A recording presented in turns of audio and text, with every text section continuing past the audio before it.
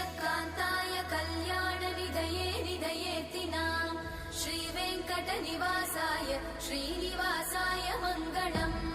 लक्ष्मी सविभ्रमालोकसुभ्रूविभ्रमचक्षुषे चक्षुषे सर्वलोकानां वेङ्कटेशाय मङ्गलम् श्रीवेङ्कटाद्रिशृङ्गाग्रमङ्गलाभरणाङ्गये मङ्गलानां निवासाय श्रीनिवासाय मङ्गलम् सर्वावयव सौन्दर्य सम्पदा सर्वचेतसां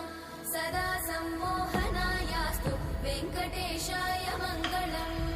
नित्याय निरवध्याय सत्यानन्दचिदात्मने सर्वान्तरात्मने श्रीमद् वेङ्कटेशाय मङ्गलम् स्वतः सर्वविदे सर्वशक्तये सर्वशेषिने सुलभाय सुशीलाय वेङ्कटेशाय मङ्गलम्।